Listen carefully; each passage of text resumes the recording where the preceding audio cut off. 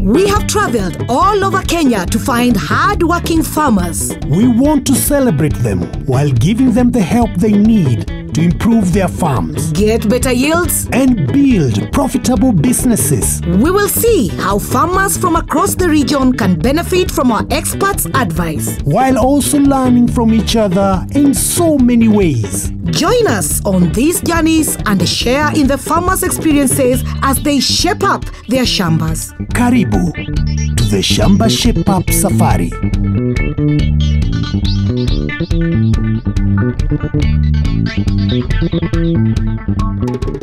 Well, Caro, ready for another great show? Oh, yes, I am, Tony. And you know, in this series, we want to highlight farming as a business. That's right. So, in every Shamba we visit, we'll be giving out this Shamba Shape Up record book to our farmers. We want our farmers to make more money out of farming. And keeping a record of all costs and expenses is just but the first step. On this Shamba, we have a young farmer who is keen to take all the steps he can. Let's go and meet him. Let's go. This week we are in Nakuru. And we are visiting Henry and his grandmother, Teresia. Henry is just 24 years old and has recently graduated from the university. And with his grandmother now retired, Henry has taken over the running of the farm. So we want to help make sure it's a great success. Oh, Henry, how are you? I'm very fine. Yes. Show us your Shamba. Okay, come. Okay. All right. We see you later. Bye. Henry is a keen tomato farmer. They look good. He grows spinach. And mangoes too. There is butternut. And like most farmers, dairy cows.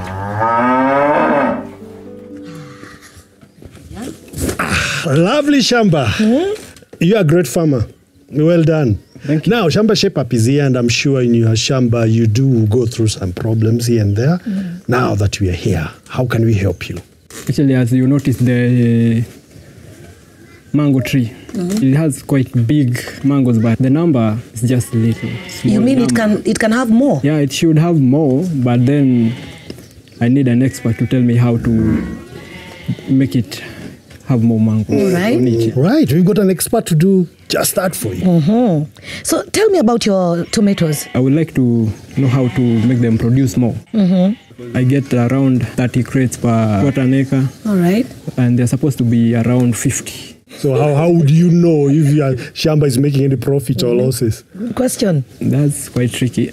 Not to worry, we have another solution for you. We are giving you the farmer's record book from Shamba Shape Up. Thank You you. can put your records, then you can be knowing exactly where you are going wrong in your Shamba. All right. I've been thinking a lot about grandma. You know, when they reach that age, there are things that they normally like doing and they have no specific time for doing things. So what does she do? Usually when she's just relaxing around, she makes the traditional baskets, the kiondos. Ah, nice. So if she does her chores up to the night, what does she use for lighting? We use the kerosene lamp. Are you comfortable with that? We would like to upgrade. And maybe get to save some money here and there? Yeah, exactly. Because I'm sure kerosene is expensive. Yeah, it's quite expensive. So Tony? We have come with our experts. We'll work with you to make sure we touch on those points that you've mentioned. And what else, Carol? Will make sure that your shamba is fully shaped up. So, no time to waste. We need to get our tent up and prepare for work. Tony, you're not yet through. Almost done. Aha, there you are. There you Well go. done. You know, we've got Thank a you. lot of work to do today. I've got an expert on solar lighting. While I'm going to see how to improve the mango harvest. But first, I'm going to check on the vegetables. And I'm getting an expert to see to the tomatoes. See you later. See you later, Carol. On the way to my first expert of the day, there was some very good news. The soil test results have arrived. Getting the right balance of nutrients in the soil can make the difference between getting a poor harvest and a very good harvest. And we've discovered phosphorus is low. So, Henry needs a triple superphosphate mixed into the soil at planting along with a basal fertilizer. Let's find our farmer and give him the news. Our first expert today is Maurice from Mavuno Fertilizers. Maurice has come to help Henry make extra profit from his fruits and vegetables. But Maurice is keen to emphasize, Increasing plant nutrition by adding fertilizer will not by itself increase yield if there are other problems that have not been addressed. I've been going across and I've seen your butternut over here. And I've seen there's some issues over here. Even you can see like this one. You can see this one. This is, for example, this is a lot of wrinkly. Like someone has actually been doing this to your leaves. And I think it's a viral disease. It really affects productivity. Tree tomato has the same issues. The wrinkliness. Yeah. You said that you've tried adding fertilizer over here. I tried adding. And regardless of any amount of fertilizer that you add over here or anywhere else, it will not affect your productivity in any way. You will not get anything from your farm. Pests and diseases are not the only thing that can impact the effectiveness of fertilizers and reduce yield. Henry has been covering the soil with mulch, which is usually a very good idea, but not if it's the wrong kind of mulch. So Henry, what's the situation over here? After planting the spinach, Yeah. I just applied sawdust as Sawdust. the mulching, and you can see the results. They're not good at all. They're not so good, eh? Yeah. And after that, I started seeing the rust on the leaves, as you can see. This one is not a good mulch. That is why you can see the productivity is minimal, because this one, when it gets into the soil, there's some process of decaying that starts happening, the rotting. And that rotting brings about a lot of acidity in the soil. And that acidity comes up in the soil. It affects the availability of the nutrients. So when it comes to your mulching, you have to be very careful of what you're mulching with. So, sawdust is not a good mulch as it makes the soil acidic. Instead, leaves and other rotting vegetation is much better. But I want to know, once this is done, how can the fertilizer help Henry's tomatoes? Nutrition is very, very important to your crops, because at the end of the day, nutrients are what feeds the crop. And at the end of the day, what feeds the crop is what actually comes out, that comes and feeds you as an individual. So for example, if it's vegetables, you have to be very, very important when you're giving them the primary nutrients. That is the nitrogen, phosphorus, and potassium. These are very, very important to the crops, because nitrogen, for instance, it helps in terms of the vegetative growth. So all this green matter that you see, it's brought about by nitrogen. Phosphorus, on the other hand, it helps in terms of the root development, so that the crop can actually get a good foundation and start growing. Potassium, I've seen you actually growing tomatoes in your farm. Potassium is very, very important because it helps in fruit formation and development. Something else, there's calcium, magnesium, and sulfur. Those are called secondary nutrients. All those also play a role in the soil and also to the plants. Calcium, for instance, it helps in terms of those tomatoes of yours. It helps them to have a good skin that can help it to last long even after we harvested. Magnesium and sulfur, they help in neutralizing the acidity of the soil, so it can become balanced so that all the other nutrients are available. And something else, you also need micronutrients. Micronutrients are zinc, copper, molybdenum, manganese, and boron. For example, boron. Boron is very, very important. And very, very important when it comes to fruits. Fruits in terms of their cover and also the taste and all those quality. They are called quality nutrients because they help improve the quality of your fruits. So you all need all that in terms of your fertilizer. So it's a balanced nutrition.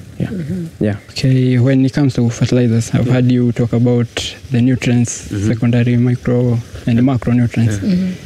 How do you spot a fertilizer that will provide all those for the plant? So Mavuno Fertilizers has all those elements that I've actually explained to you in this. Even as you can see, the whole package in terms of the balanced nutrition is inside that particular fertilizer. And something to add on, besides all that nutrition, we are specific. That is, whichever crop you're growing, we have a fertilizer that's specifically blended in terms of all those nutritions to that particular crop. If it's spinach, we have Mavuno for vegetables. If it's tomatoes, Mavuno for fruits. If it's maize, Mavuno for maize, planting. If it's beans, Mavuno beans, regardless of whichever you're growing. Any other question, Henry? I think I'm satisfied. You're satisfied now? You're more learned than you were before. But that is good. For me, what I've learned today is that make sure you apply the right amount of fertilizer for the exact crop. That gives you more profitability. Good.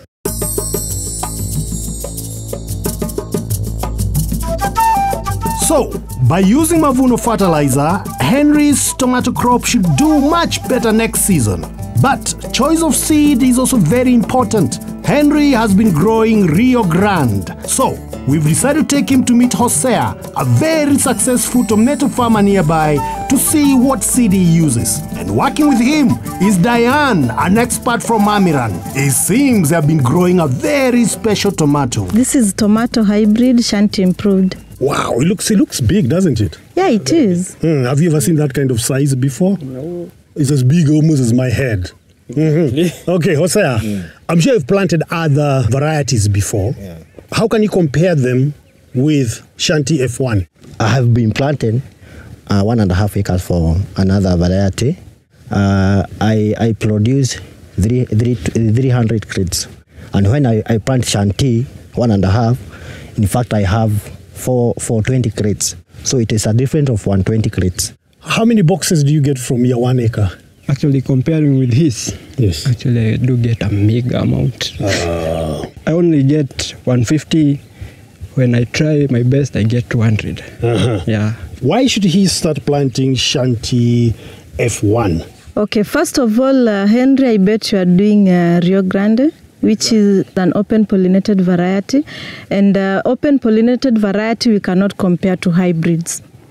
Shanti is a hybrid, and that means it's an F1. So the difference, first of all, even if the management practices are the same, it can't come to the same yield. Rio Grande is a small fruit. It's an average of 90 to 100 grams. And Shanti improved, because you can see it, it's a big fruit. And the average is 140 to 160 grams. So the yield can't be the same. What other qualities does this hybrid has? Shanti improved is an early maturing variety. From transplanting into harvesting, you have 75 days in the hot season, and you have at most 90 days in the rainy season. And if you can touch the fruits, it's a very firm fruit. So I know Rio Grande, you can't get a firm fruit, and the market determines the firmness of the fruit. So that means that the shelf life is very long. So Henry, after harvesting your tomatoes, for how long did you keep them before they started getting spoiled? Mostly if you harvest it when it's starting to ripe. When it is blue band, we call it blue band color, yeah. You will keep it for about 14 days, then start going wobbly. Then it goes bad. Compare it with F1. So Shanti improved, when you harvest at this stage, will give you 28 days on shelf life, and that is room temperature without keeping on any regulated temperatures. Another thing is the resistances of the variety. Tomato Shanti improved is very resistant to most of the diseases, and we have a very good resistance to tomato yellow leaf curl virus. This is TYLCV. If you are doing Rio Grande in the hot season, definitely you cannot even get 150 crates because of the TY. Once the white flies get into the crops, you cannot harvest anything because all the fruits are falling. So it has very good resistance to TYLCV. It also has very good resistance to the tomato mosaic virus, which Rio Grande doesn't have. It also has a resistance to tomato spotted wilt virus. So all the viral diseases that you have in tomatoes that you get in the Rio Grande, you won't get with the Shanti improved, and Hosea can attest to that. So that means what? You can grow Shanti improved in the hot season, you can grow Shanti improved in the wet season. When planting Shanti F1, it is best to plant the seeds in trays, not direct on the ground. This is because when transplanting, the seedlings will have less soil disturbance and so a better chance of growing to full size. The seeds will be ready in 21 days. Reduce irrigation 5 days before transplanting to help toughen up the seedlings. When transplanting, space the seeds 30 centimeters apart between plants and 1 meter between rows. Apply fertilizer at the planting stage. It is important to stake tomato plants to keep the fruits from touching the ground. This is best done at around 1 month after transplanting. Top dress when the fruits first appear and repeat every couple of weeks until the end of the harvesting. The first fruits will be ready in just 90 days. And you can expect 5 to 6 harvests over a 2-month period. But what pack sizes are available? So for the large-scale farmers, we have a package of 12,500 seeds. Our seeds are sold in seed counts. We don't have in grams the Shanti improved. So we have 12,500 seeds. This is enough for 1 acre. And besides the 12,500 seeds, we have 1,000 seeds, which is just enough for your kitchen garden. And then we have another sachet, which is 2,500 seeds, and this one will be enough for 1/8 of an acre. Ah, wow. Yeah. So, Henry, which one will you take today? I think that for an 8. You don't want the big one? The big one, you start small. You start small? Yeah. Oh, good, good. I'm taking this. Thank you. Thank you so much, Diana. You're welcome. Thank you, Hosea. Welcome. This looks beautiful, doesn't it? So, we've learned how to improve your vegetables. And how to choose the right tomatoes. But on this farm, Henry is the real expert. And we've asked him to share with us his top tip in farming.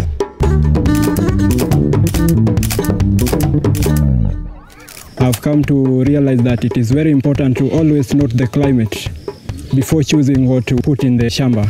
Because for instance, I tried doing tree tomatoes and I got no yield. After consulting from experts, they told me that tree tomatoes, they cannot do well in this hot climate. But then they told me to try onions and they did perfectly. So I would like to tell the farmers to always take into account the climate before choosing the crop to venture in. Now, that is the future of farming. Coming up after the break, How to get more mangoes from your trees. and the benefits of solar lighting.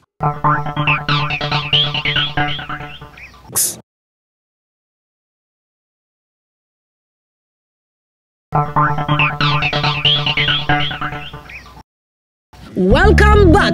To Shamba Shape Up. We are in Nakuru, And you are visiting Henry. We have seen how to improve your tomato crop. and how choosing the right fertilizer can help growing vegetables, But we also want to find out about getting more mangoes. and the benefits of a solar lighting system. So, no time to waste. Let's get to work. Pests and diseases are a major problem on many farms, and Henry's is no different. So I've asked Sammy from Osho to help us out. But before we get to the pests, first stop is his young mango tree Henry planted 3 years ago. He's been giving some fruits, but not very many. So Sammy has some general advice on managing young mango When trees. you have newly grafted mangoes, they can start flowering as early as you put them there. It can take even 4 to 5 months. You can see the first flowers. You're not supposed to encourage those flowers. You are supposed to remove flowers until 3 years of age or 3.5. That's when now you can encourage production. So, Henry, you want production quickly. Yeah, exactly. You sell and make some money quickly. Yeah, the Kenyan way. This is what happens.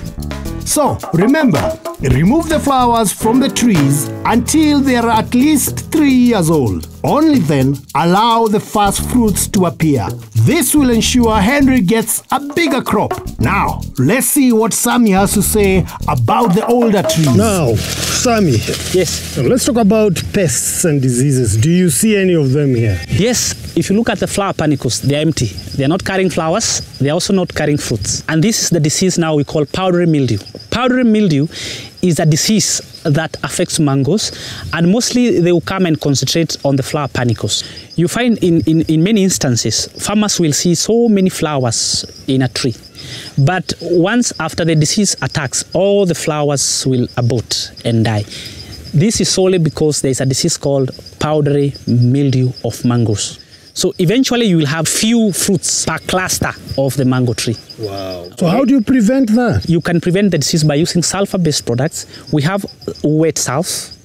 Wet salve is an excellent cure for powdery mildew, but Sammy reminded me it should not be used when the tree is flowering, as the sulfur in wet salve is toxic to flowers. So instead, use Classic. Classic will remove the powdery mildew without damaging the flowers. Another problem that affects mangoes is the one we call the fruit fly damage. Once the fruits are small, there's a fly that comes to mangoes. They will lay eggs, and then the egg will mature while inside the fruit. So once the fruits are almost ripening, that's when the pest inside is also maturing. At that particular point where that fly has been developing, there is a rot.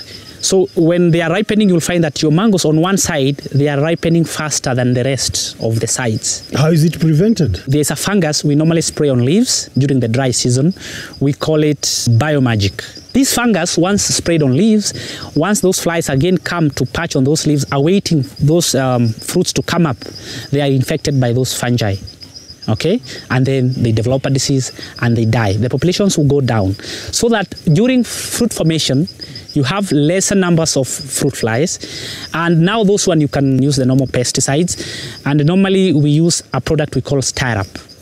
That's a conventional pesticide that can be used now on fully grown mango fruits to prevent now the invasion by the fruit fly. Well, yes, and something that I should also add, fruit fly will also lay its eggs on those fruits that have fallen from the tree.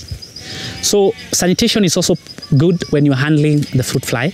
Always remove all the fruits that have fallen down and they are rotting. you see, there's still work to be done. You need to clean up, not just planting and letting the crop grow. So, to get rid of powdery mildew, use wet sulf in the rainy season and classic in the dry season. Finally, the fruit fly. The main infestation can be controlled with biomagic and then a general insecticide like Stirrup. Our final expert today is Eugene from Azuri Solar Lights. Tricia loves weaving, but her eyes are not so good, and the dull light from the kerosene lamp is making them even worse. So, we've come to see how we can offer a brighter solution. I can see light here is a bit of a problem. Yeah, it's actually not a bit of a problem. It is a big problem. So tell me, how much do you spend on the kerosene? So you spend about 300 per week. Okay. Yeah. That's a lot of money. So, Eugene, why don't you do us the honors of doing away with the analog and having a new dawn, getting into the digital? I won't hesitate to do that. Okay, there we are. So I think at that point we need to usher in a new dawn, and I'll call upon my team to bring the good stuff that we've brought to this particular home. Wow. This is great! I can see Eugene has brought us an Azuri PayGo solar TV system. We have a host of things here. To start with, we have a 50-watt solar panel. We also have a 24-inch solar-powered TV. So as we give our clients the TV, we also care on how they're going to watch, and that's why we give a satellite dish. So the solar panel would be able to charge a control unit or the battery. Once the sun power is collected, it's stored here. So once stored here, this control unit would be able to power the TV, also power the lights. So we give a customer 4 of these that they can extend to 4 different rooms because they're long enough. Now, in terms of entertainment, apart from the TV, we also have a radio here that the customer can use. This radio is rechargeable from the control unit or the battery. So once power is off from here, they don't need to go and buy dry cells again. They simply come and plug it in here to recharge. We're also saying there's a small torch. So when they leave their main houses in the morning or at night, they don't need to look for a torch that they buy a dry cell for. We're also saving him more trips to the shopping center to go and charge his phones all the time. So inside here, he will also be able to charge up to 5 different types of phones.